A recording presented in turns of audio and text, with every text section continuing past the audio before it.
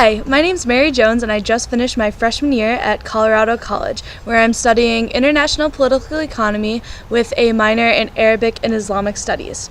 I'm back home in Buffalo, New York right now, but I just wanted to make this video and say hi. And thank you for coming, and I hope you enjoy your night with the Middle East Peace Project. When I got to school, one of the first things I did was get an internship with the Pikes Peak Justice and Peace Commission. It was at one of those events where I heard Sylvia speak about her experience with the Israeli Committee Against Housing Demolition, spending 2 weeks in the West Bank rebuilding a Palestinian home. I knew that it was something that I wanted to do. I started going to the Middle East Peace Project meetings and interviewed with them to become their second ever sponsoree to send to the West Bank. Since then, I've spoken with a lot of groups, met a lot of people, read a lot of books, and even talked the ears off of some of my friends about the Israel-Palestine conflict. This is a little bit of the story of what I've learned and why my trip this summer has become so important to me. Behind the headlines of Palestinian terrorism and Israel opposes human rights, behind the heated debates of politicians and academics, are real people living on the land and within the challenges that this conflict has created. Many of those born just as their parents and grandparents were in the area now known as the West Bank live in a world where commuting to work means hours of waiting in line at checkpoints or having to abandon personal cars for taxis at large impassable roadblocks. Farmers watch as their homes are separated from their crops by a large cement or electric wire fence.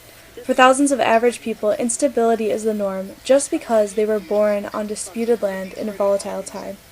These are not politicians or radicals, these are average people. House demolitions are just one more example of a violent reality that is a threat in everyday life and, moreover, are a practice that stands starkly counter to any attempt to foster a spirit of nonviolent resolution.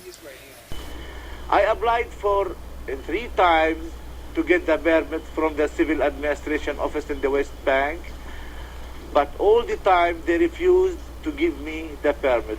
There's basically a catch-22 situation. A Palestinian living in Area C, those parts of the West Bank still under total Israeli control, or in Jerusalem, can have clear and uncontested ownership of their land. They can stand on their heads. They can apply 10 times, and they're, in most cases, not going to get a legal building permit. When you then build without a permit, you build an illegal home subject to demolition. Thousands of people have been made homeless. I saw my home surrounded by soldiers and all the nearby areas surrounded by soldiers. The leader of the soldiers told me, if this is my home. I told him, yes, it's mine.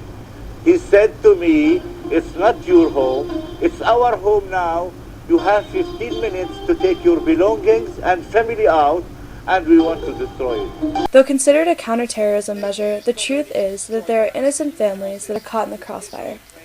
On January 23, 2012, authorities demolished, along with other structures, Beit Arabiya, the home built by a team of international ICAHD volunteers in the summer of 2011, displacing 52 people, including 29 children.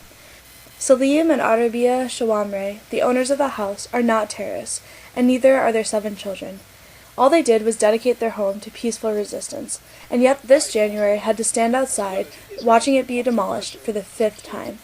They are just 9 examples of people living in an oppressive political conflict, seeking a way to live their lives in peace. Everyone deserves basic rights. They deserve some kind of security, but, at the very least, they deserve a home, and this is what ICAHD will provide for them. Rebuilding these homes is a show of solidarity. It's acknowledgement that the international community recognizes that these human rights abuses are against international law and they're not going to stand for this as a policy. Because of the demolitions in January, we are rebuilding 2 houses instead of 1. So the call for donations is more important than ever. It's a call for a commitment to peace. It's a call for standing up for an oppressed people. One thing I've taken away from all the people that I've talked to this year that have gone to the West Bank and visited with Palestinians is that the Palestinian spirit is one of hospitality, determination, and unwillingness to give up. That's what ICAHD supports, and that's what rebuilding this house symbolizes. To change the world is an idealistic goal, but to change the lives of a few people in a very important way is entirely possible with your help.